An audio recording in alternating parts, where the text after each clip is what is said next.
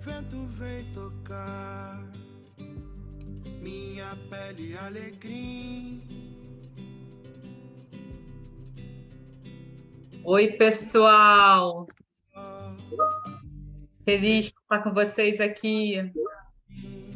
Bom dia para quem é do dia, boa tarde. Aliás, está todo mundo já em boa tarde, né? Brasil e Portugal. Já passamos do meio-dia no Brasil, né? E meio da tarde aqui em Portugal. Oi, Ellen. Olá, E pra ter você comigo, peito aberto Tomás, pra amigo e seu bem-vindo. Olá, olá, Adri. tão bonita de se ver. Oi, Su. oi pessoal, boa tarde. É isso, beleza? Bem, Você né? comigo, Uau, vamos. Tá chegando. Obrigada por terem aceito o convite de celebrar esse aniversário, esse primeiro ano dessa nova marca, esse novo fazer, né? E significando aqui os nossos fazeres. A gente podia começar com o nosso minutinho de silêncio. O que vocês acham? Para a gente ir chegando.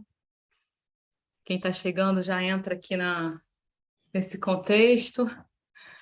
Bem, a gente, na Monari, tem uma prática, né? De sempre que vai começar uma atividade, seja uma reunião ou uma ação de desenvolvimento, a gente sempre se permite um minuto de uma respiração consciente, para que a gente possa integrar, né, a mente, o coração, as intenções, as ações. Então, faço um convite para, em um breve instante, a gente se conecte com a intenção de estar aqui nesse encontro. Por que nós estamos aqui? Então, convido uma respiração longa e profunda.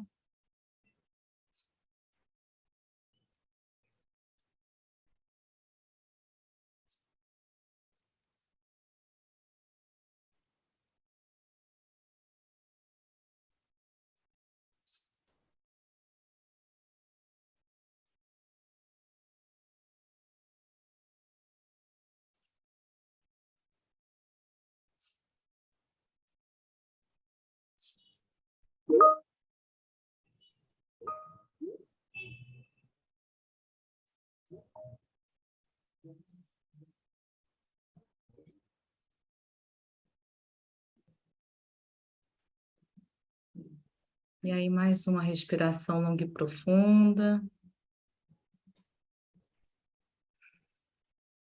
Que a gente possa ir abrindo os olhos.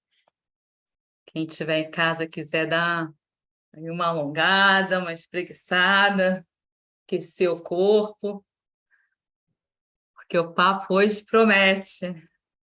Convidados maravilhosos, pessoas que a gente admira muito. E um pouquinho do motivo, né, da gente estar aqui. Para quem acompanha a gente, né, a Monari nasceu ciclos, e conforme a gente se propôs a ser uma empresa B, uma empresa boa para o mundo, a gente foi percebendo que mesmo que no nosso nascedouro a gente já fosse uma empresa de impacto, porque trabalhar com desenvolvimento humano e organizacional por si só já gera impacto, quando a gente trouxe para a estratégia todas as questões socio e ambientais, a gente foi percebendo que a gente não cabia mais do jeito que a gente era. A gente precisou se transformar. E nessa transformação, né, nesse olhar de uma cultura regenerativa, eu queria celebrar todos que passaram por essa história, dos nossos parceiros de trabalho, os nossos clientes, a minha antiga sócia, ao novo sócio, e a todos que fazem parte desse ecossistema que a gente conseguiu criar de uma tecedura de um linho bem puro, que é de afeto e admiração e de valores em comum, né? Um propósito de gerar impacto positivo para esse mundo, deixar um legado, deixar esse mundo melhor do que a gente encontrou. E aí é nesse contexto que a gente está celebrando esse nosso primeiro ano, e nessa virada de chave, para quem... Eu sei que hoje tem várias pessoas que estiveram aqui quando a gente apresentou a nova marca. Nessa virada de chave, a gente se tocou assim que só de ter dito sim para esse novo posicionamento, muitas coisas novas aconteceram e reverberaram de 25 de outubro de 2021 até o dia de ontem. A gente tinha impactado 24 clientes, realizado 189 ações, impactado diretamente 1.883 pessoas e feita a compensação, né, de carbono com replantio de 189 mudas. A gente está falando aqui de 365 dias muito intensos, de uma mudança de gestão, um olhar, né, para todas as partes envolvidas no negócio, e de perceber que o lucro imediato faz muito menos sentido do que um propósito compartilhado e de uma intenção consistente em mudar para melhor a gente e o mundo. E como a gente está falando das partes envolvidas, eu não estou sozinha aqui hoje, né? Eu estou com a Suzana Tavares, que é parceira de jornada e a pessoa responsável para a preparação para que a gente se tornasse uma empresa certificada B e a nossa especialista em ESG. A gente está aqui com a Ellen Pedroso, que hoje é diretora de responsabilidade corporativa e direitos humanos da L'Oréal Brasil, mas é uma pessoa que a gente admira muito e há muito tempo. E o Tomás de Lara, que, entre milhões de coisas, né, a gente pode dizer que ele é um especialista da cultura colaborativa e de uma economia sustentável, e foi o Tomás, num trabalho de desenvolvimento e transformação pessoal que me apresentou pela primeira vez, me apresentou já pela primeira vez, né?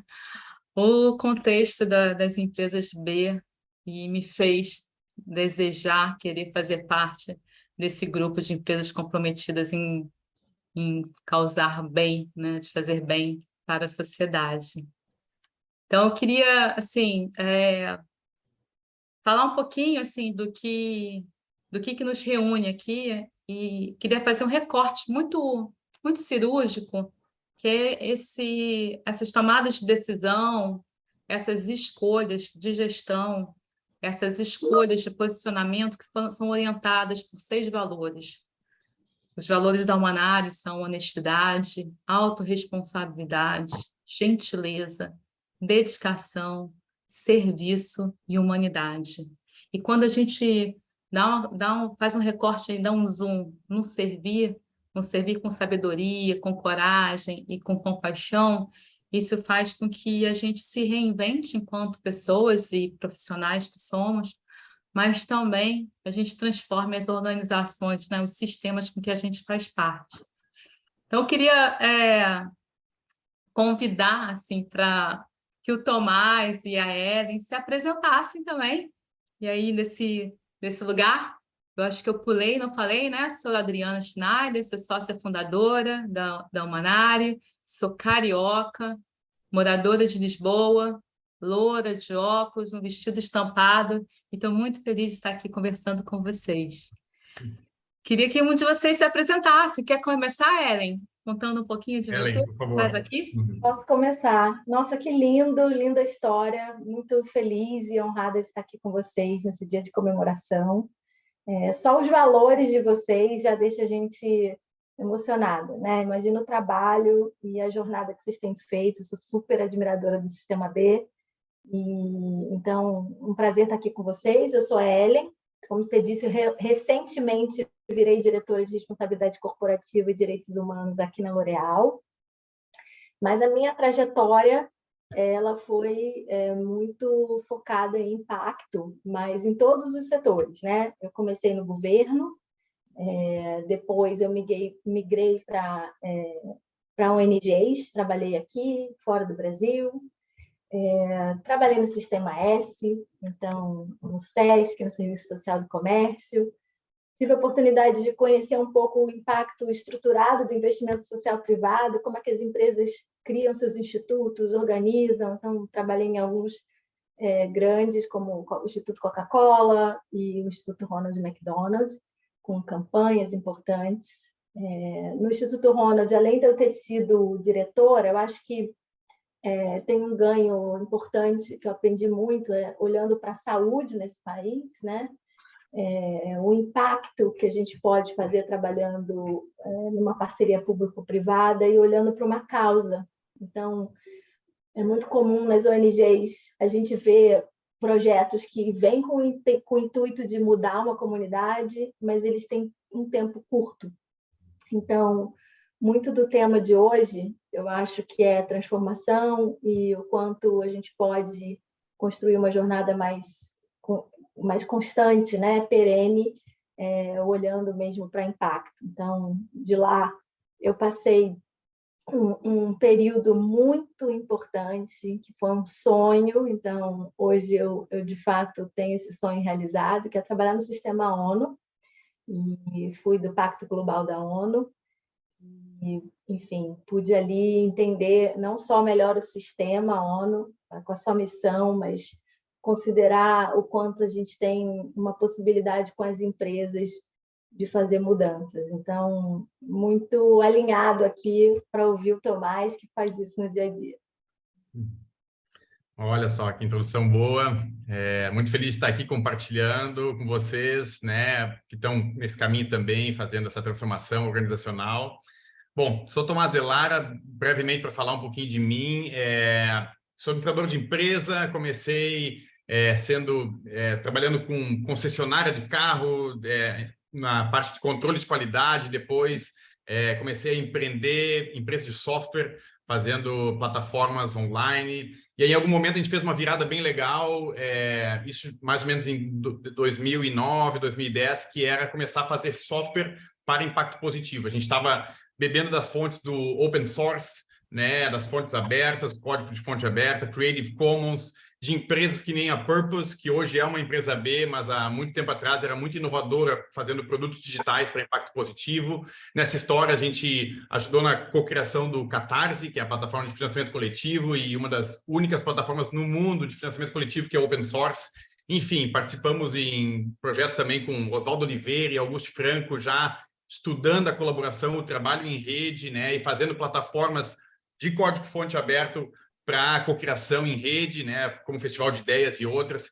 Enfim, então, nessa história eu já comecei a olhar o que era impacto, mas teve um grande momento de transformação minha, pessoal e profissional, que aconteceu quando eu fui para Schumacher College, né, que é uma escola de pensamento sistêmico, de estudo de ecologia profunda, e especialmente de integração entre economia e ecologia.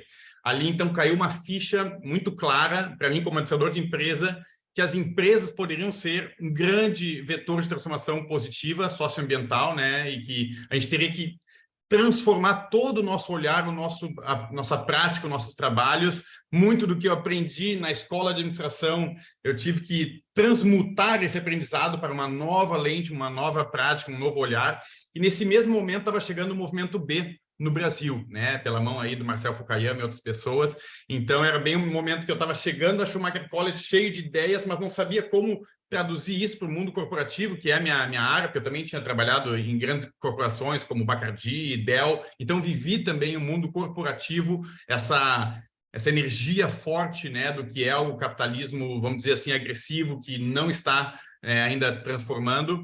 Então pude vivenciar isso. Fui transformado pela Schumacher, chegou o movimento B com tudo que são essas inspirações, e ali eu me abracei e falei assim, olha, eu quero estar de qualquer jeito. Logo me tornei voluntário bem no início do lançamento do movimento, e aí também acabei me tornando responsável pela expansão do movimento. Então, né, o movimento chegou em São Paulo, eu trouxe o movimento para o Rio, já comecei a conversar e articular com pessoas do Rio Grande do Sul, Paraná, Santa Catarina, Minas Gerais, Bahia. Esses foram os primeiros estados a ter o Sistema B. Então, eu estava ali ajudando e trazendo palestras para esses estados. E, bom, disso já vão quase 10 anos, 9 anos e pouco, navegando entre as empresas B no mundo inteiro, não só na América Latina, mas no mundo, e também tendo aí a oportunidade de fazer o Rio Mais B, que são cidades mais B, e levar o movimento B, ou seja, essa questão do benefício, né, de além de gerar essa questão econômica, é o benefício social e ambiental, mas para um sentido amplo na cidade, né, juntando uma colaboração multissetorial com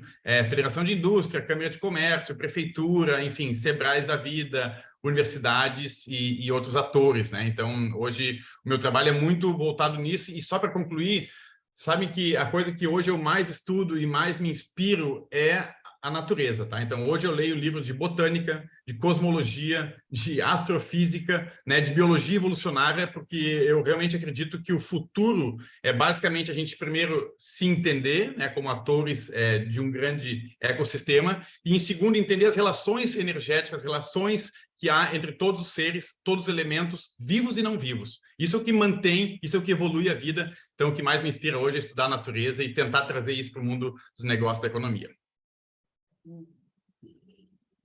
Uau! Caramba, que bacana. E aí, Su? Nossa, Tô babando, né? essas duas falas a gente fica meio assim, né? Mas é isso, né? Nós somos a natureza, né? A gente, quando pensa, né, eu como economista e na minha formação lá em 1900 e bolinha, né, as organizações eram entidades, os seres humanos outras, a natureza era outra, assim, enfim, tudo separado. E agora, né, a gente se percebe nesse mesmo lugar, né, nessa interdependência. E isso é de grande beleza. E isso tem tudo a ver, né, com a nossa temática de hoje, né, que fala sobre humanos e organizações que se reinventam. E esse título do nosso Human Talks também me remete muito ao livro do Frederic Laloux, que fala, né, sobre organizações que se reinventam. E dentro desse livro ele olha para organizações que têm assim muito forte para si, para dentro e para fora, assim, o seu propósito e a integralidade. Aí é um pouquinho dentro desse lugar que eu acho que eu gostaria de levar essas perguntas que a gente vai agora colocar para vocês, né? Então, assim, que papel é esse, né, dessas organizações? E a Adri também falou do nosso propósito de servir, né? Que lugar é esse dessas organizações que se reinventam, que se colocam à disposição de integrar todas as partes interessadas, né? De organizações que não se limitam simplesmente a gerar lucro, mas olhar para seus colaboradores, seus fornecedores, ao impacto que ela gera para dentro e para fora, olhar para os seus clientes também. Como é que é isso para vocês? O porquê dessa escolha? Né? O Tomás já falou um pouco, o Ellen também, um pouco na sua história, na trajetória de cada um, mas eu queria que vocês compartilhassem mais, assim, trazer assim, o porquê dessas organizações, né, que têm assim, um propósito evolutivo, que sai desse local assim, de somente gerar o lucro para um grupo bem específico de acionistas, mas aí de olhar, ter esse olhar 360 e integrar todas as partes interessadas, o porquê desse propósito de servir, o porquê de se reinventar. Quer começar, Ellen? Começo eu? Como é que prefere? Tanto faz, eu posso começar. Eu acho que é importante, eu gosto dessa ideia, né, de como essa visão das organizações como organismos ou sistemas, como você está trazendo. E eu que passei por vários setores, né, e recentemente fiz essa mudança de estar realmente numa empresa multinacional, global. É muito interessante a gente entender aquela história da teoria U, né? A gente dentro do sistema e da sociedade. E, para mim, eu sempre enxerguei essas organizações como um sistema de pessoas, como uma grande plataforma onde eu possa liderar e estar realizando o meu propósito. Talvez porque eu tenha encontrado meu propósito muito cedo, né? Mas eu genuinamente acredito que cada organização na qual eu passei, né, com todas as questões que cada uma tem, né, com os desafios que cada uma tem, principalmente nesse país, elas trazem para a gente, trouxeram para mim especificamente uma oportunidade assim, de gerar impacto, de aprender, de conectar com pessoas, de fazer trabalho em rede. Então, para mim, eu que perdi meus pais muito cedo, né, e ainda adolescente, eu fui ali abraçada pela comunidade, pelas pessoas que estavam em volta. Eu tive muitas oportunidades porque eu estava em comunidade, porque eu estava numa posição privilegiada de um local onde eu tive acesso à escola particular e eu tive muita clareza, né, e muita consciência desde o início de que aquilo era uma oportunidade e que eu queria fazer diferente, ser líder naquele processo para que outras meninas pudessem ter acesso. Eu queria que deixasse todo mundo ali muito orgulhoso, né? E sempre pensando no que vinha, o que vem, né? Então, essa oportunidade de mudar, me reinventar e ajudar as organizações a se reinventarem foi um papel que eu me vi fazendo desde sempre, mas foi através da Liga de Intraempreendedores que eu fui entender esse conceito de intraempreendedorismo, né? E que quem é de terceiro setor sabe que a gente é um empreendedor nato, não tem estrutura, né, de empresas, de departamentos, então eu hoje tenho uma capacidade de passar por questões jurídicas, de RH e até de finanças, mesmo sendo psicóloga. Mas, de fato, a gente vai criando, né, uma força de captar esse processo que gera mudança, né? Então, eu acho que essa realidade, né, de eu ter descoberto isso muito cedo, me deu muita tranquilidade para estar não só dentro de organizações, mas sabendo muito claramente qual é o meu papel, né? Então, eu de fato acredito muito, né, nessa lógica de que a gente está num sistema e que a gente tem que olhar muito para dentro e saber qual o sentido para que a gente passe por essas organizações deixando não só o nosso legado, mas crescendo, né, e fazendo história ali para que a gente consiga de fato fazer mudanças para quem vem lá na frente, né? Então, eu sinto muito essa responsabilidade desde sempre. E as empresas, de fato, eu acho que foi muito uma das minhas principais tomadas de decisão de vir para uma grande empresa, é o quanto empresas podem ser, né, um PIB, inclusive, maior que muitos países. Então, a capacidade de uma empresa multinacional, global, que tem realmente uma intencionalidade, que tem recurso, que tem estratégia, que tem gente, de fato, fazendo a diferença, é muito grande.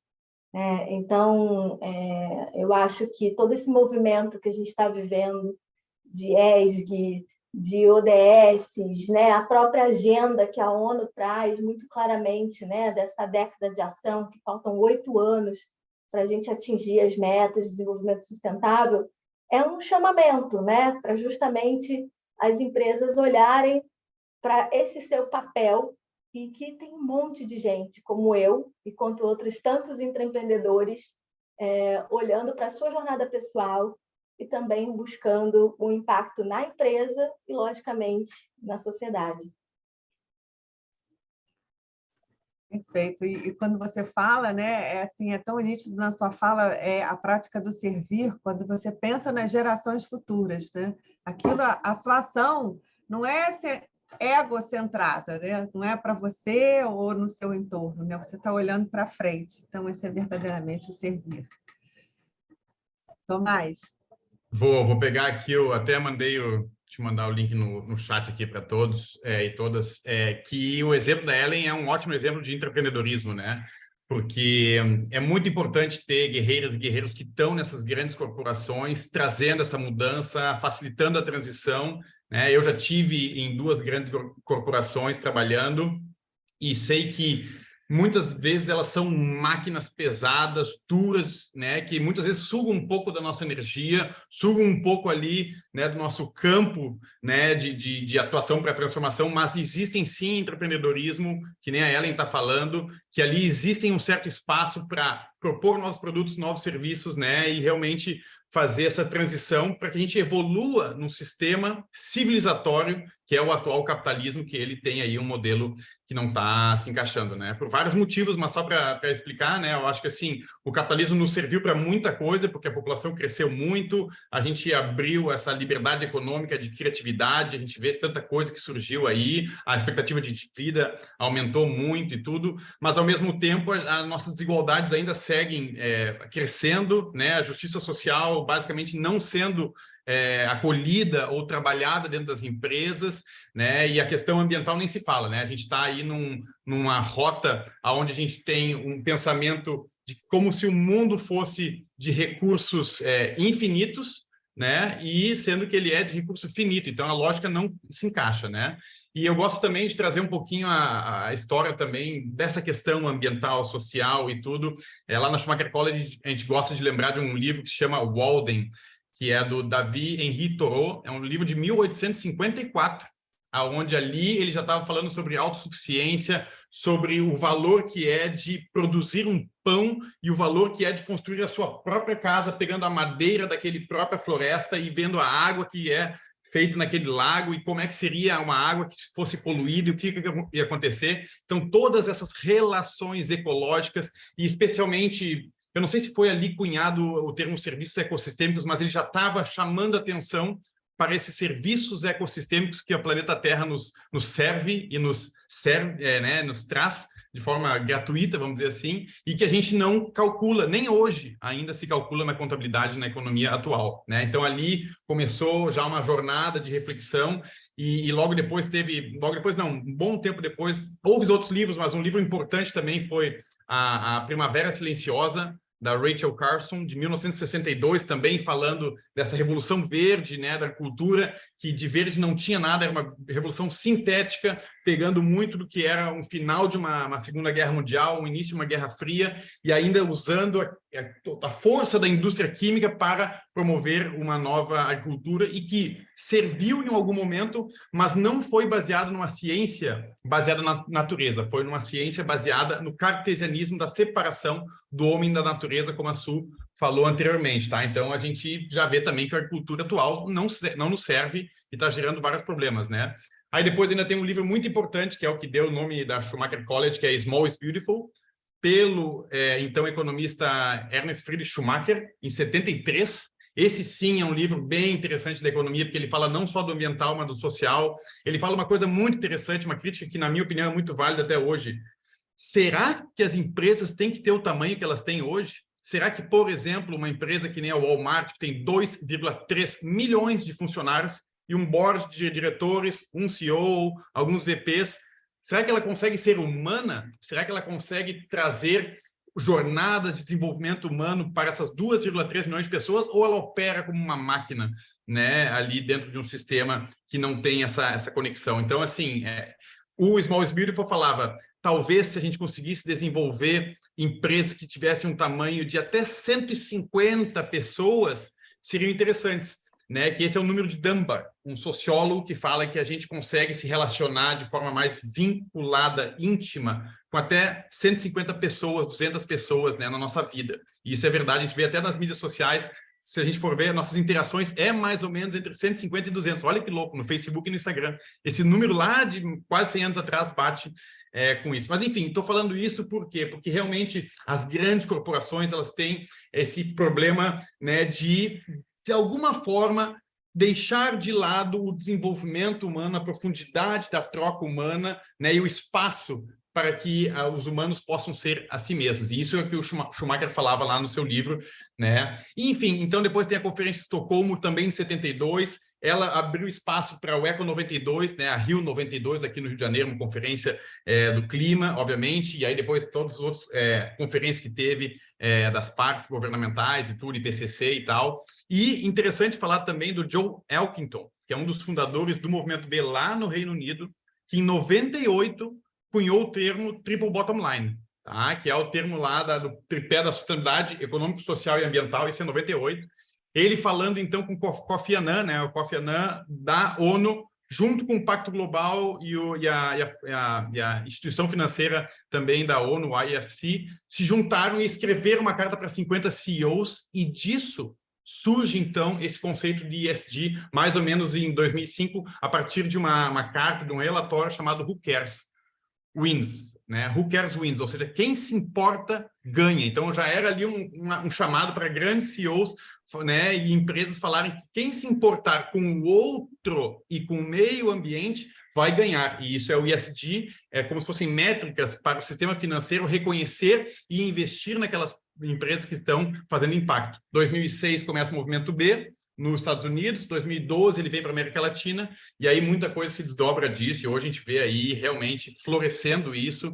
E só para acabar aqui a minha fala, né, inicial, as empresas que não se derem conta da importância desse movimento, elas vão, em algum momento, no curto ou médio prazo, perder valor de mercado, perder reputação, perder capacidade de adquirir novos talentos, de reter os talentos, especialmente os mais jovens, né? E especialmente a questão de uma era da informação em rede, onde todo mundo consegue rapidamente falar algo de alguma empresa. É muito fácil um valor de uma marca ir para o chão, na Bovespa ou em qualquer bolsa global, se ela não está com uma resiliência baseada em práticas socioambientais fortes, né, estruturadas. Enfim, acho que também me estendi muito, mas só para ter essa pontuação aí da evolução da questão. Eu estou zonza, porque eu estou pegando um pouquinho de cada coisa, estou querendo me misturar, assim. Eu acho que essa coisa das empresas servirem, aí o meu lugar de fala de uma microempresa, né? Somos 16 pessoas, assim, vem de uma busca constante da coerência, sabe? E estar no estado de coerência não é tão simples assim. E aí não tem como trazer a minha história, pessoal, né? Assim, de ser kardecista, né? No primeiro momento, ter sido católica, ter migrado para o kardecismo, depois para o hinduísmo, ter sempre votado, meu primeiro candidato a presidente foi o Gabeira, ter sempre votado no Partido Verde, de ter uma mãe loura que, quando tinha 6 anos, se casou com um homem negro e que causava muito estranhamento. Eu tenho 51 anos, e isso fez com que ela rompesse, fosse banida de vários círculos, né? do familiar ao social. E sempre ser aquela que está entre os mais malucos, mas é careta. Entre os mais caretas, a mais maluca. Entre que acho que abraçam árvores, mas também faz negócio. Então, eu sempre vivi ali no meio, muito, sabe? No meio, nesse lugar assim, de junção, de encontros. E é essa percepção que eu tenho de mim, que vem a minha potência, que eu sou capaz de me conectar profundamente com pessoas muito diferentes entre si e de mim. E acho que é isso que me faz acreditar que é possível ser um laboratório, né? Ser uma pequena empresa que mostra que é possível, que toma decisões. Eu tenho a Flávia, que cuida da controladoria, né, da Humanare, ela diz assim: você é muito otimista e você é quase um pouquinho louca, porque tudo que você teria para ganhar na Humanare, você investe na própria Humanare, nas pessoas da Humanare. E eu falo, cara, mas eu tenho que provar para o mundo que dá certo investir, né? Então, quando vocês contam da história de vocês e contam dessas jornadas de aprendizado, eu posso dizer que acho que tem um caminho que é do aprendizado com a vivência, de fazer escolha, vivenciar, ver que está mudando de um estado para o outro, que está amadurecendo. As empresas estão amadurecendo. Quando a gente, né, em 2016, a gente começava a falar de espiritualidade nas empresas, a gente tinha que apertar a tecla SAP. A gente brincou que muitas vezes, assim, o nosso papel é ser essa tecla SAP mesmo, falar o economiquez, falar, né, o engenheirês, mas falar de autoconhecimento, falar de respeito, falar de relações e falar de lucro, né? E lucro não a curto prazo, lucro, né? E um lucro para além da grana, né? Então, acho que tem não sei se eu me perdi um pouco, mas ouvindo vocês e nos encontrando aqui, é essa coisa de trazer a sua jornada pessoal, a sua busca, as suas inquietações, os seus desejos, e colocar isso para a vida profissional, que é aquela história que a vida profissional, que a carreira está em outro lugar. Não, né? A gente aqui somos exemplos de pessoas que se posicionam aqui, que vestem, que se sustentam esse lugar de estar agindo para dentro e para fora da sua vida, do seu trabalho, de uma forma a criar impacto e a conectar, trazer mais pessoas para esse jogo, né?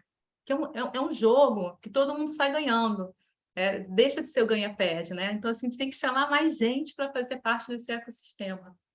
Não sei, Su, acho que eu me perdi aqui, me empolguei.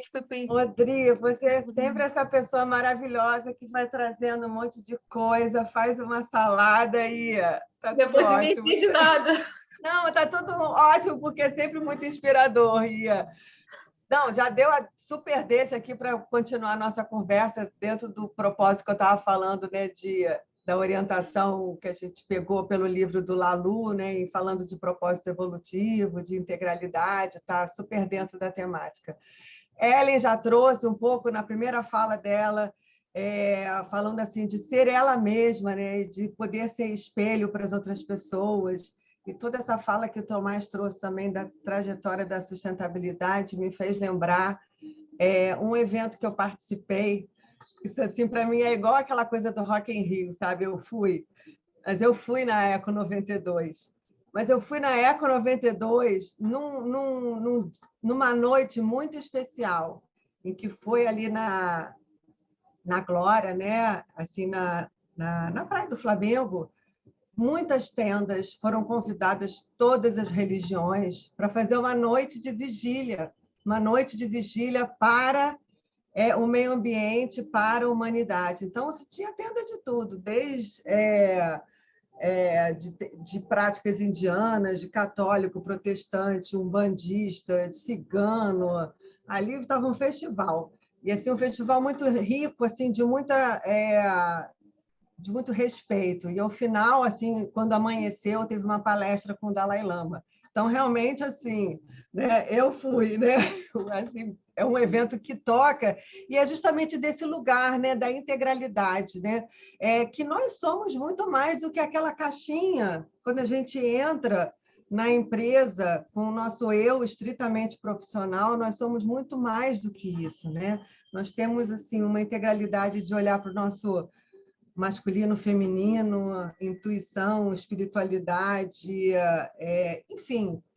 E aí eu queria que vocês trouxessem um pouco disso também, né? Porque isso são humanos e empresas que se reinventam, né? De se colocar nessa inteireza do ser, né? Queria que vocês comentassem um pouquinho sobre isso. Ótimo. Eu até posso... quer puxar, Ellen? Começa, Tomás. Começo eu, então. Começo eu dessa vez. Beleza. Primeiro, eu achei muito legal o que falou, né? A Adri falou sobre os valores da Humanare, né? E eu vou pegar dois que eu acho muito bacana, que é a autorresponsabilidade e o servir.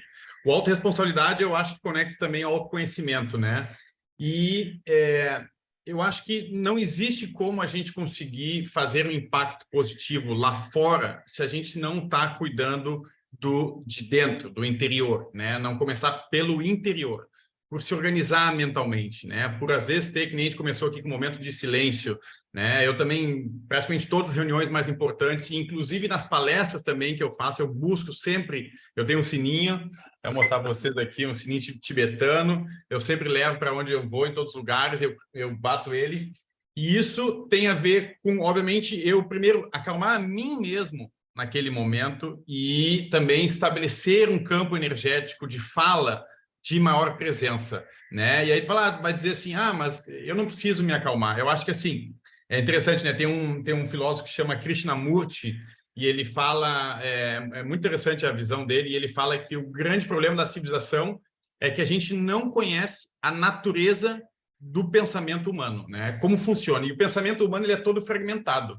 Quando a gente para e presta atenção na respiração e tenta diminuir um pouco o fluxo do pensamento, a gente começa a organizar mais, né? Não só a nossa presença, mas a gente começa a ter mais calma, mais perspectiva, né, e mais visão estratégica, dentro de um mundo com vários desafios, né, sociais e ambientais, que exigem essa calma, essa perspectiva e essa visão mais sistêmica para trazermos, então, soluções, criatividade e inteligência para servir. Então, aí vem o segundo valor, né, esse servir. Quando eu fui na Schumacher College e quando eu voltei lá, eu já estava num caminho de impacto positivo, né? Mas quando eu fui lá e voltei, isso era 2012, eu prometi para mim mesmo, eu não vou fazer mais nada e não vou ganhar nem mais um só centavo com algo que eu não acredite que vai fazer o mundo melhor. Lá eu fiz essa mudança. E essa mudança, sim, muitas vezes me fez ganhar menos dinheiro. Mas, ao mesmo tempo, eu ganhei muito mais tranquilidade, muito mais carinho, amor, troca, amizades verdadeiras, pessoas, redes, trabalhos, projetos interessantes que vibravam na minha sinergia, na minha visão, né, não é na minha visão, mas na visão de servir o impacto positivo, né, que eu tinha aprendido na Schumacher College, queria trazer para o mundo. Então, assim, pode ser que até a gente deixe de ganhar, né, 20%, 30%, 50% de remuneração ou de um projeto num primeiro momento, 1, 2, 3, 4 anos, depois vira. E aí depois, por tu estás trabalhando no servir, no realmente com algo muito sério, muito enraizado e muito comprometido, aquilo começa a pegar valor e aquilo começa a ser reconhecido e aí tu, de repente, não tem mais tanto problema, né, dessa questão de, puxa, perdi o dinheiro porque eu não aceitei o projeto de empresa tal que queria fazer tal coisa para se posicionar bem, mas que não estava baseado em boas práticas sociais e ambientais de mudança, tá? Então, assim, só para dizer a questão e para finalizar também a questão pessoal, para mim foi muito importante essa questão de firmar a minha autorresponsabilidade de ser um agente positivo de mudança, né? De saber com quem eu ia trabalhar ou não, e se a pessoa ou a organização não tivesse profundamente envolvido naquilo, eu já não estava mais tão interessado em trabalhar, porque tem tantas pessoas incríveis de tudo que é contexto possível, fazendo um impacto positivo e trabalhando pelo bem, e essas são as pessoas e as empresas que eu quero me relacionar. Então, isso foi uma mudança, assim, divisor de água que eu fiz aquele tempo atrás e hoje eu fico muito feliz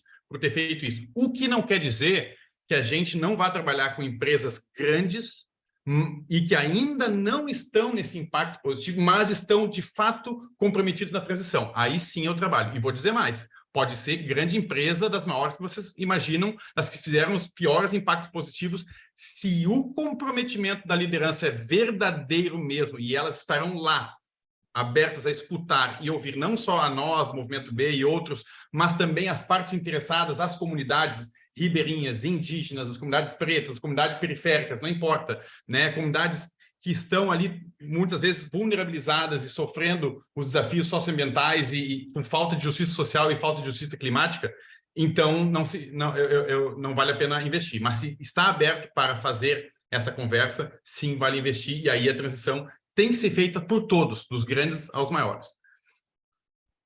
Maravilhoso. Eu queria fazer um recorte aqui que tem tudo a ver com o trabalho que a gente faz com a Manari quando você diz de autorresponsabilidade, é porque é de olhar para si, né? Olhar primeiro para si, se reconhecer da consciência de si mesmo. E esse é o nosso propósito sempre nas nossas entregas, de fazer essa provocação para cada indivíduo, cada participante, de olhar para si e a partir da sua essência, de colocar em desenvolvimento e em proatividade do outro, né? Das relações, das equipes, das organizações. Então, assim, a sua fala assim, me provocou muito e me fez lembrar exatamente como a gente entrega as nossas soluções. Mas vamos lá, Ellen. Então, é muito interessante que a gente está falando de individualidade, né? E eu tenho refletido muito sobre isso, né? E na minha jornada e com o que eu faço, hoje eu assumo aqui uma correspondência, né? Nós somos 50 no mundo aqui dentro da L'Oréal, na posição de correspondência de direitos humanos. E muito do que eu pensei muito, né, em vir para uma grande corporação é porque era também uma posição C-level. Né? Então, acreditar, e eu sempre acreditei muito que para a gente pensar e falar sobre individualidade, tem uma necessidade de pensar e refletir sobre a nossa ancestralidade. Né? Então, eu acredito muito que a nossa condição humana em si, ela já transita entre esses espaços, né, de igualdade, e aí, desde a nossa comunicação, ancestralidade, das gerações futuras, né, o ponto que eu sempre penso no que vai acontecer, quanto nesses espaços de diferença. Então, onde a gente se localiza e como é que é o outro, como é que a gente se distingue e onde a gente é igual. Falando disso, né, o Brasil é um dos países com maior nível de desigualdade. A gente tem 11% de brasileiros vivendo dentro da linha da pobreza, né? Quando a gente pensa a diferença de salário mínimo para salário digno, a gente tem um caminho muito grande. Mesmo pessoas que estão empregadas são 19% também na pobreza. Então, para a gente olhar para esse grande desafio, né, diversidade ele é fundamental para a gente gerar mudanças e soluções inovadoras.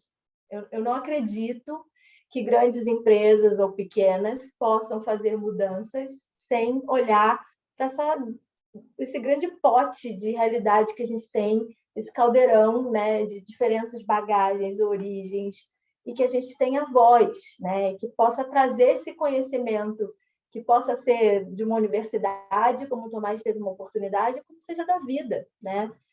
E quando a gente olha para a diferença de mulheres para homem no trabalho, a gente ainda também tem uma grande jornada pela frente, né? As mulheres brasileiras trabalham em média 3 horas a mais por semana do que os homens. E quando ocupam posições de liderança, são 20% ocupam apenas. E quando olha para CEO, então, não dá nem 8%. Então, eu falo muito, né, dessa minha descoberta, costumo contar de mulher brasileira, de ter me refletido e entendido. Eu tive que sair do Brasil, trabalhar numa ONG fora, nos Estados Unidos, e conscientemente eu não tinha essa identidade em ser uma mulher negra. E foi lá que eu pude perceber, e voltando para cá, como que nós somos 57% da população, só 5% ocupa algum cargo de liderança nas 500 maiores empresas. Então, é um desafio, né? Nós somos muito mais coletivos do que individuais, e eu sei, como eu comentei aqui, muito claramente desse meu papel de estar ocupando um espaço, porque eu tive família, eu tive comunidade, eu tive rede de apoio e rede de desenvolvimento. Eu pude me associar ao longo, desde pequena, a espaços onde eu podia ser vista, né? E no Brasil a gente tem essa falsa lógica de que é tudo muito diverso, democrático, né? E eu me olhava no espelho refletindo essa visão, né? De uma categoria talvez intermediária, morena, né? Parda, mestiça, e nunca tinha muito clareza do quanto eu era diferente, por exemplo, dos ambientes, e quanto muitas coisas eu vivi que hoje a gente tem clareza que é bullying, mas naquela época eu não tinha essa consciência, né? Por fruto do meu tipo físico, do meu cabelo, e dessa realidade. Então, na minha trajetória, eu tive que viver em outro país que exige que você se autodeclare até para ir ao médico, né? Qualquer coisa, você tem que dizer qual é a sua ancestralidade, como você se autodeclara, como que você se identifica. E eu comecei a refletir sobre isso, né? E foi muito transformador voltar ao Brasil. Eu sou caçula temporânea de 4 irmãos mais velhos. E uma das minhas irmãs, nesse período que eu fiquei fora, que é uma pedagoga, uma educadora, ela estava extremamente envolvida na BPN, que é a Associação Brasileira dos Pesquisadores Negros, e trabalhando a questão da educação, como a nossa história é contada nos livros didáticos. Hoje ela, enfim, a Tânia Pedroso Miller, que tem uma série de livros falando, né, sobre o Branquitude, por exemplo, é um livro dela, falando justamente até da busca que ela fez, né, que a nossa família é do Vale do Paraíba, do interior aqui do Rio de Janeiro, e é uma região, né, de café, e a gente, na busca da minha irmã, ela foi buscar a nossa documentação, e a gente, né, nessa história, percebeu que as nossas tanto a avó paterna quanto materna tinham sido registradas apenas com o nome das suas mães, né, sem constar a paternidade. Todos os registros eram mulheres pretas, né? E isso nos induz a pensar o quanto estava muito mais próximo, né, da nossa história, essa escravização que a gente viveu aqui no país. E hoje eu estou numa posição e num lugar que é da pequena África, aqui no centro, na zona portuária do Rio de Janeiro, né? Então, um dos temas que a gente tem discutido muito fortemente, né, é honrar esse solo sagrado. Aqui tem o Instituto dos Pretos Novos, onde foi recentemente descoberto um cemitério, né, onde os negros eram, de fato, escravizados, chegavam e eram enterrados. Então, a gente tem uma história, né, super forte no Rio de Janeiro, nesse país, e o quanto a gente, para construir esse mundo mais justo, mais equânime, menos desigual, a gente precisa olhar para a história desse país, olhar para o terreno onde a gente pisa, né? E a gente acaba passando desapercebido, né? E não olhando não só para a nossa jornada, mas para o coletivo, de onde a gente está, para onde a gente quer ir. Perfeito, Ellen. Eu fiquei aqui ouvindo falar de honrar a ancestralidade e como honrar de fato, né? Não ser na fala, né?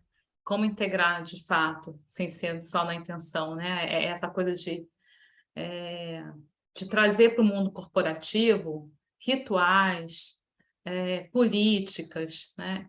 Que possam de fato fazer a diferença. E aí, um pouco diferente do Tomás, assim, eu, em algum momento, entre a carreira executiva, né, e quando eu comecei a ser consultora, e foi onde eu mergulhei na espiritualidade, eu comecei a questionar as empresas com que eu estava trabalhando. E aí, eu me dei conta, né, eu fui provocada pelo guru, né, de que se eu estava sendo chamada, era lá que eu devia estar. E naquele momento, assim, eu comecei a entender que a gente está aqui e tem vários níveis, né, de consciência, não só das pessoas, mas também das organizações. Há quase 7 anos atrás, quando a gente falava em economia colaborativa, a gente não tem preço, a gente tem 3 faixas que a gente considera justa de ser remunerado, o mínimo e aquela que a gente acha muito bacana e a intermediária. Isso, há 7 anos atrás, não, nunca. Suprimento só vai pagar o mínimo, né? Hoje a gente ganha entre a segunda e a terceira faixa. Então, a gente cavou que é possível que as empresas, a gente tenha relações mais honestas, não precifique lá em cima para poder depois negociar, para depois cortar, que a gente diz que isso aqui é o mínimo viável e a gente topa partir por isso.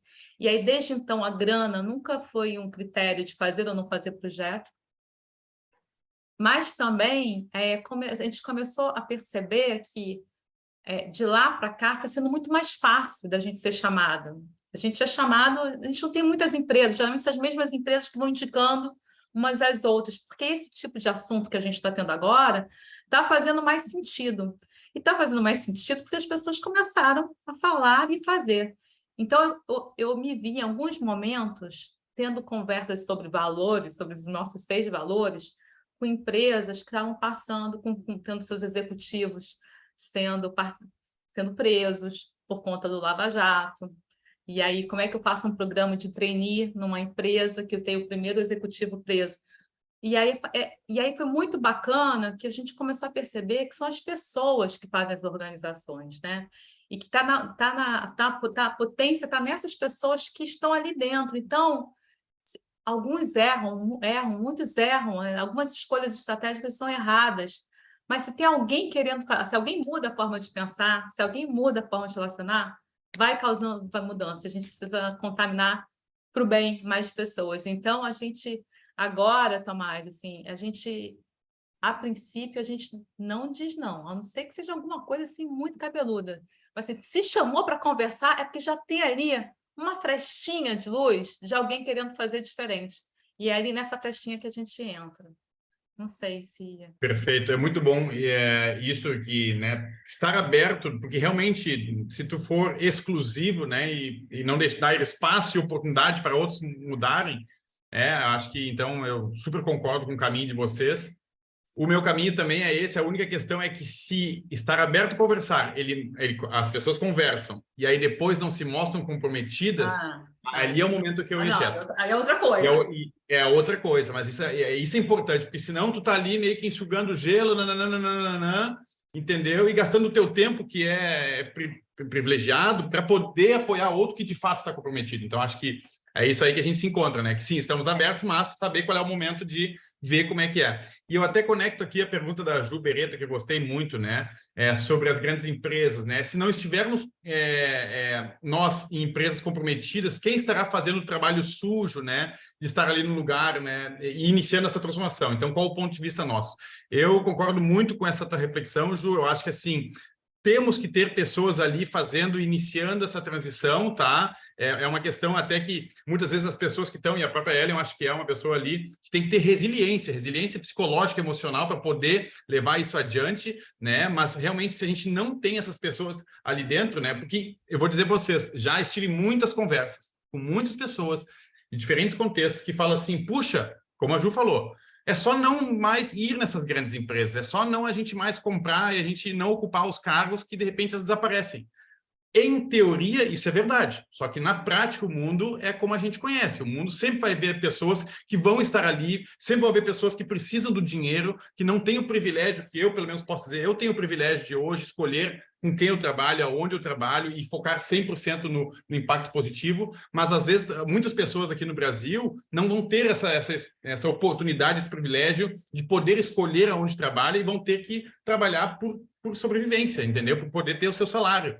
Então, assim, infelizmente, ainda é assim o contexto e vão ter pessoas que vão ter que trabalhar ali por empresas que não têm, e por isso é tão importante o trabalho das pessoas que nem a Ellen, que estão dentro das grandes empresas fazendo essa grande transição, né, para que as empresas sejam vetor de impacto positivo globalmente, né? Então, super concordo com a reflexão aí, Ju.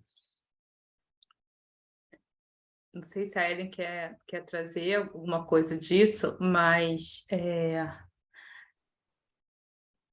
Eu tenho, assim, uma visão, que é uma análise, assim, eu meio que refletida pela minha história, está sempre na borda, né? Estou sempre na borda.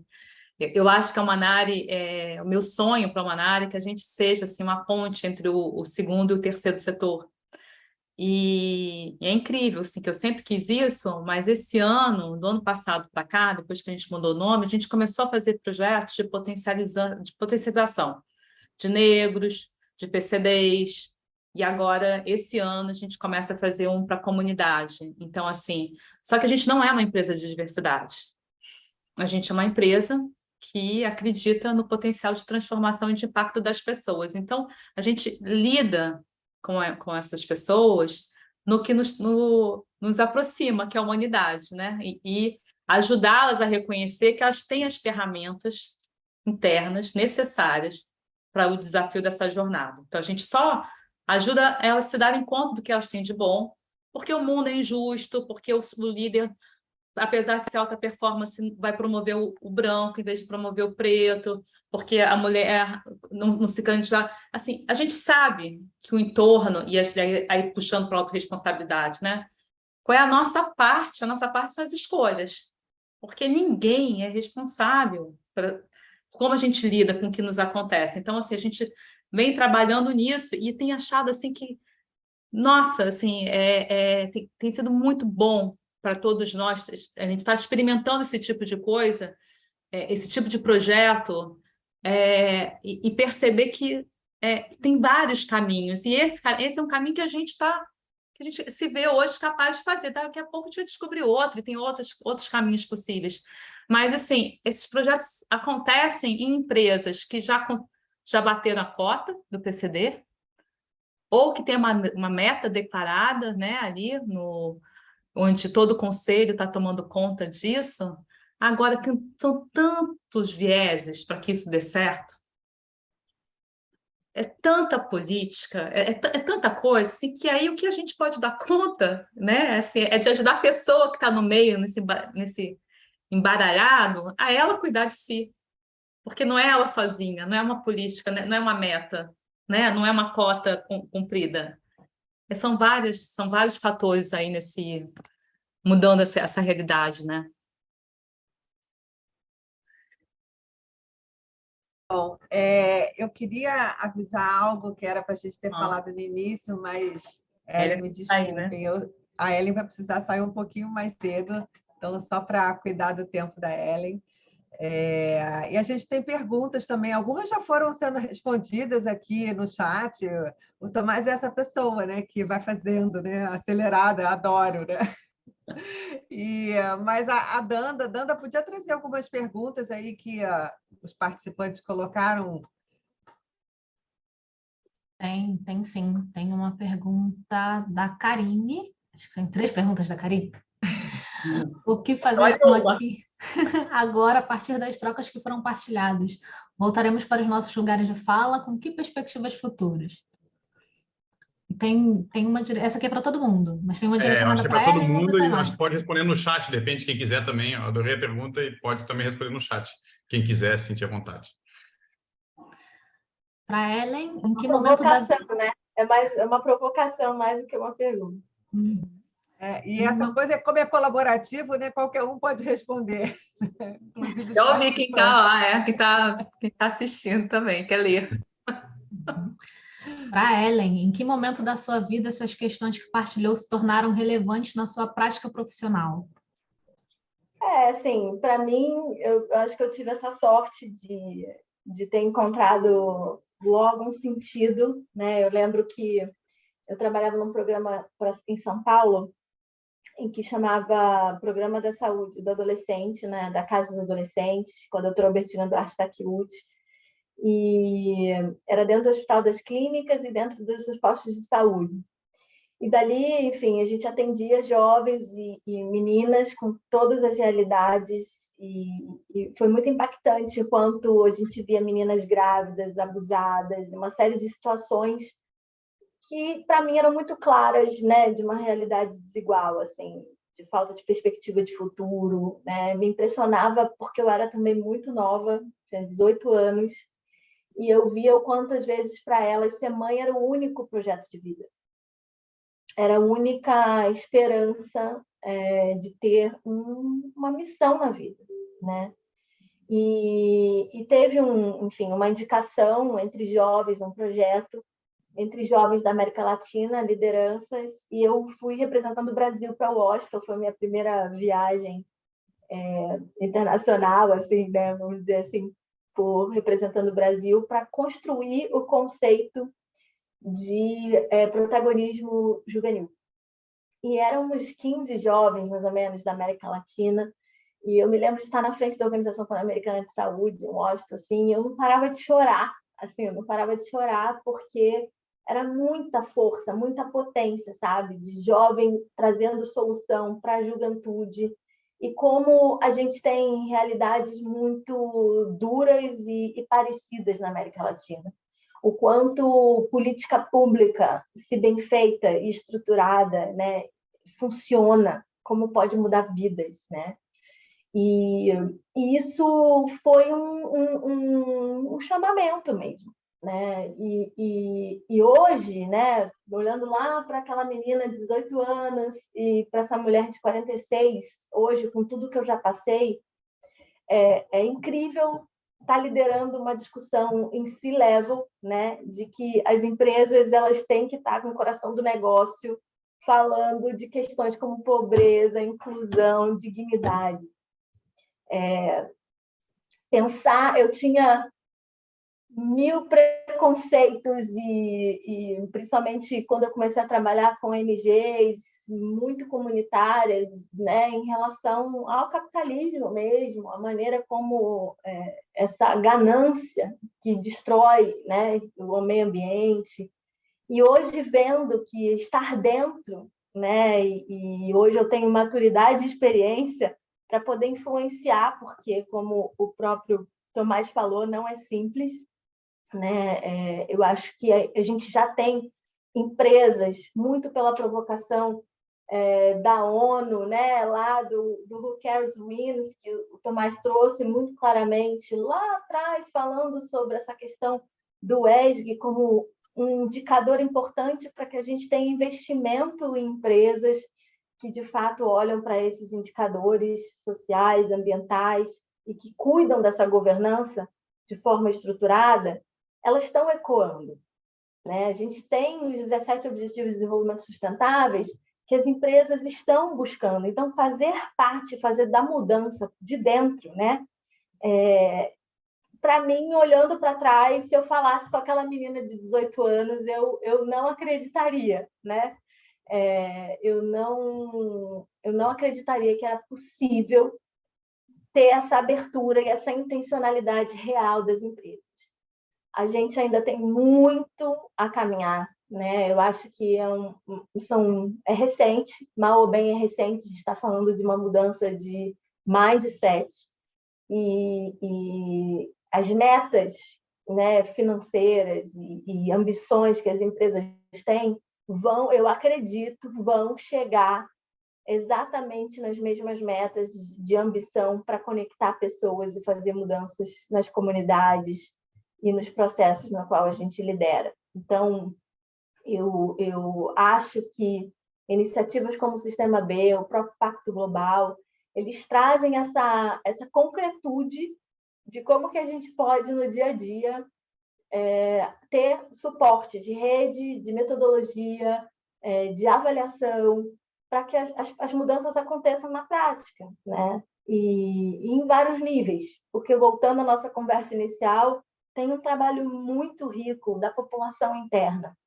né? Então, falei lá atrás da visão de que empresas podem ser maiores do que alguns países. Então, se a gente fizer um paralelo, né, do ponto de vista de governança, de construção e da responsabilidade de liderar processos, a população interna de uma empresa, ela tem realmente uma força de fazer mudanças também no dia a dia, na sua casa, no seu condomínio, na sua realidade. Projetos como voluntariado, enfim, tantas oportunidades que a gente tem de trabalhar e discutir a cidadania. Então, é isso. Eu acho que a gente está numa jornada, né, muito importante de mudança e valores mesmo, assim, de integridade, respeito, transparência, vão exigir da gente muita resiliência e coragem, mas é o que a gente está vendo hoje, né? Players que já vivem e já nasceram olhando para isso. Então, eu, como pessoa, comecei a minha vida profissional já com propósito, e a gente vê o Sistema B que nasce com propósito, a Manari que nasce com propósito. Então, essa mudança está acontecendo, talvez não na velocidade que a gente gostaria, né? Porque o damage, o estrago que nossa sociedade contemporânea fez em todos os níveis foi violento, né? Tem sido violento. Então, é importante a gente administrar nesse processo, mas eu, de fato, acredito que organizações são plataformas e que tem pessoas por trás que, de fato, estão fazendo mudanças significativas. Eu queria pegar aqui eu gostei também muito da fala da Ellen, sobre a velocidade. Consegue me ouvir? Está tendo uma obra aqui do lado, mas dá para ouvir? Dá para ouvir? Sim. Então tá. Sobre a velocidade, é uma questão muito importante, né? E eu acredito que a gente falta ainda um salto evolutivo na nossa civilização para parar de competir, para começar a colaborar. Só a partir da colaboração multissetorial, inclusive com empresas que competem no mesmo setor cosmético, bebidas, o que for, varejo, quando essas empresas, grandes empresas, começarem a, de fato, colaborar, por exemplo, para atingir os ODSs, né? Eu vou dar um exemplo, porque eu também até fui conselheiro do Instituto Coca-Cola Brasil e acompanhei bem o trabalho da Coca.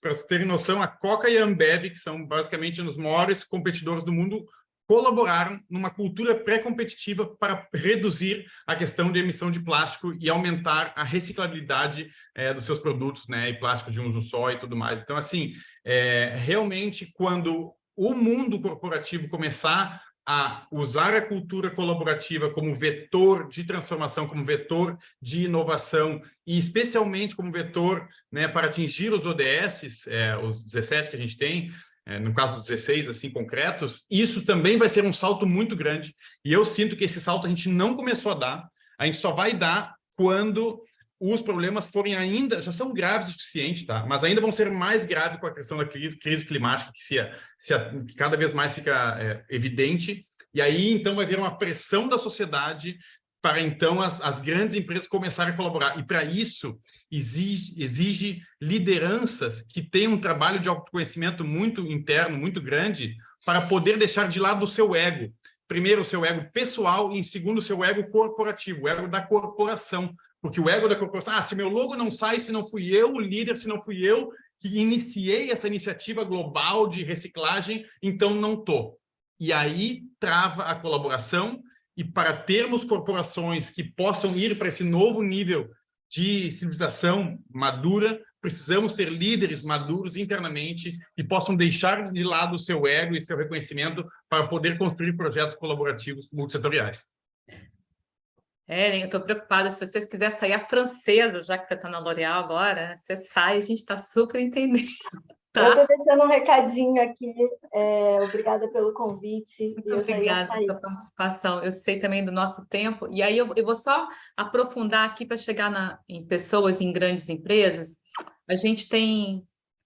Já há uns 5 anos a gente vem falando sobre segurança psicológica, né? Eu lembro na ATD, acho que de 2017 ou 2018, assim, já falava sobre segurança psicológica, traziam-se números absurdos e escondidos de suicídios no ambiente de trabalho. Muitas pessoas se matam no ambiente de trabalho. O meu avô materno se suicidou no Banco do Brasil. Então, assim, é uma realidade que a gente e aí começou-se a se estudar por quê, né? E aí tem vários outros desmembramentos, mas assim, na Humanares, esse ano a gente começou a aprofundar nisso e a gente adotou o conceito de que não existe equipe maior do que 13 pessoas, são subequipes. Se a gente está falando em empresas de 700 mil pessoas, né, de gerências com 150 pessoas, não tem espaço para as pessoas serem quem elas são, poderem pensar livremente, expressar com liberdade, portanto, inovar, e, portanto, colaborar, e, portanto, fazer a diferença. Então, a gente volta, assim, né, fechando aqui um pouco do encontro, assim, de olhar para o macro, mas voltar a olhar, né, para os microsistemas, né, que estão num sistema maior. Olhar para as equipes, né, e ter espaços onde as pessoas possam se conhecer, possam se expor, possam propor, possam ser criticadas de uma maneira saudável. Então, assim, uma coisa pequena que aqui na nossa microempresa a gente tem feito é assim, não se triangula mais nada. Se tem alguma coisa para reclamar ou para questionar da outra área ou da outra pessoa, não precisa vir a mim, a outra. Vai direto, tem amor, tem base para sustentar, né? Então, assim, são pequenas mudanças, são pequenas atitudes que a gente vai fazendo, que a gente vai criando essas condições mais saudáveis de convivência. E a saúde, né? A saúde espiritual, emocional, social, empresarial, elas estão ali na mesma linha, né? Se puxar, vem da pessoa. Aliás, se puxar mais, vem da natureza, né? Se puxar mais, vem de algo que é maior do que todos nós, que a gente não sabe o que é, cada um chama do jeito que quiser e vivencia do seu jeito. Então, assim, dessas falas todas, eu me senti vontade de falar assim, como a gente tem cuidado das nossas equipes, como a gente tem cuidado das relações entre áreas, como a gente tem cuidado das relações entre as empresas e, portanto, né, com as nossas relações para todas as partes envolvidas no negócio, né, em toda a cadeia dos valores, se é respeitosa, se não é, se é coerente, se é inclusiva, se é diversa. E se não, que pena, o que eu posso fazer agora para ser, né? A gente tinha uma rede de consultores negros, a gente não tinha. Não tinha, até o momento que a gente percebeu que não tinha, e a gente teve que correr atrás para ter, porque a gente descobriu que não tinha. Então, assim, não desqualifica o passado. Funcionou durante um jeito, foi bom, gerou impacto, foi coerente, foi positivo, mas a partir do momento que a gente se tocou que não tinha, precisou agir. Então, acho que tem um convite aqui, que é a partir do momento que você perceba em algum estado de uma inconsistência entre o que você diz e o que você faz, pronto, começa a fazer. É assim, o movimento começa assim, no indivíduo, né? Acho que é isso, né, gente? Não sei. Tomás, quer falar alguma coisa? Suzana? Eu queria comentar uma coisa rápida que tu falou, né, do bem-estar psicológico, né? Realmente a gente Yuval Harari, que é um escritor que eu acompanho muito, escreveu Sapiens, que escreveu 21 lições para o século XXI e Homo Deus, realmente recomendo muito. Ele fala que nunca a gente teve tão deprimido na história da civilização. Hoje morrem mais pessoas por diabetes, má alimentação por causa de superprocessados e por outras doenças do que por armas, né? É impressionante esse número, mas é verdade. E por suicídio, nunca se suicidou tanto. Então, isso tem a ver em relação ao bem-estar. E o bem-estar ela é uma questão que se trabalha, às vezes, com uma coisa simples, que é uma pesquisa de satisfação. Independente se a empresa é grande ou pequena, uma pesquisa de satisfação pode ser feita de forma muito fácil, entendeu? Sem custo, basicamente. Obviamente, buscar que seja anônima também, para que as pessoas possam falar do coração e trazer ali os problemas, porque às vezes a gente sabe, né, que as pessoas ficam ali introvertidas, mas essa pesquisa de satisfação, ela ajuda, às vezes, a empresa a conhecer quais são as tensões e os problemas que levam as pessoas a ficarem deprimidas, que levam as pessoas a estarem longe de um ideal de bem-estar. Então, acho que isso é importante. E também a economia como um todo, ela também tem que ir para esse lado, saindo do indicador que é o PIB, né, que só vê questão econômica, macroeconômica, para indicadores, por exemplo, como indicadores do bem-estar. O Butão é um país que faz isso. Islândia, Finlândia, Escócia já estão trabalhando com desenvolvimento de projetos federais para poder medir também o bem-estar da população, e esse We All, essa organização que eu compartilhei com vocês ali, o link, já começa também a trabalhar com isso, né? Então, assim, e por fim também queria só responder a pergunta da Karine Dias, né? Como podemos medir e monitorar o propósito evolutivo no dia a dia das organizações?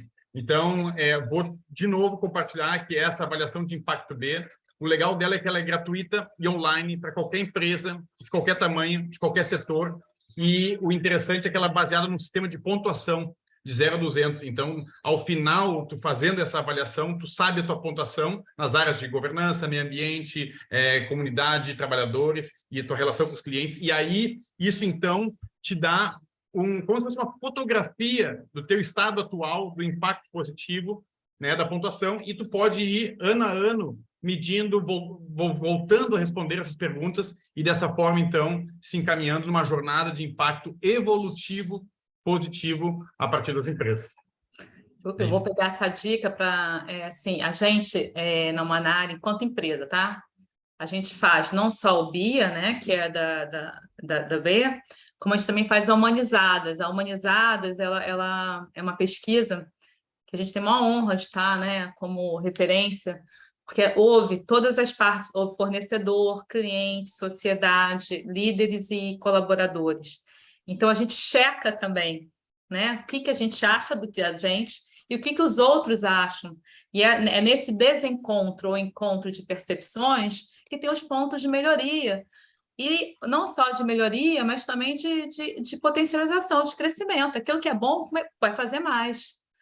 Então, acho que são ferramentas que são gratuitas, a princípio. Se você pode fazer um uso gratuito, ou você pode pagar pelos serviços e tal. Agora, eu queria, assim, não sei se dá, Su, se você vai me matar, mas dá para a gente apresentar um videozinho do que se tornou a Manara, assim, como é que a gente está? Será que dá, Tomás? Você consegue esperar? Estamos no fluxo. Estou aqui, vamos lá, pode apresentar.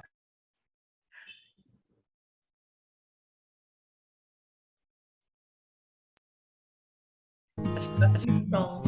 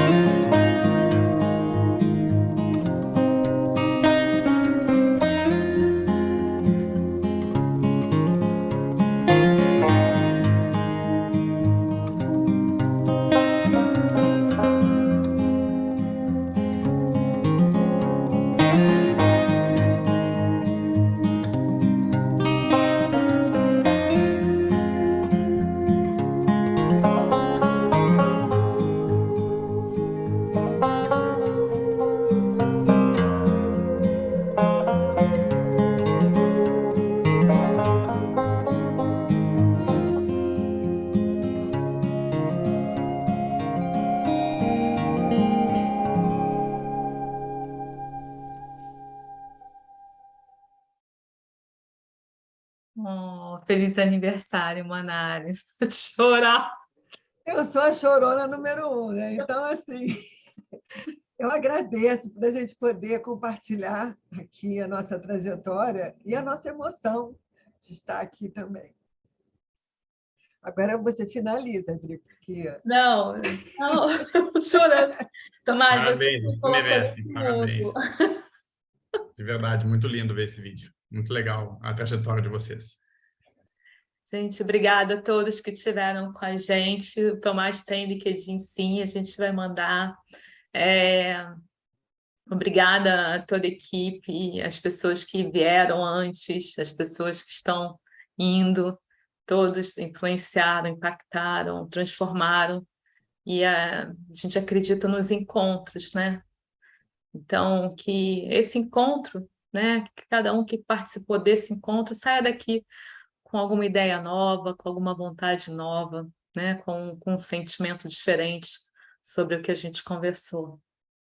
E aí, né? Se não nós, quem? Se não agora, quando, né, Tomás? A hora. Perfeitamente. Vamos juntos que a gente consegue acelerar essa transição necessária. Beijo, pessoal. Beijo, Beijos obrigada. e abraços com muito tarde. carinho. Valeu. Tudo bem. Tchau, tchau. Tchau.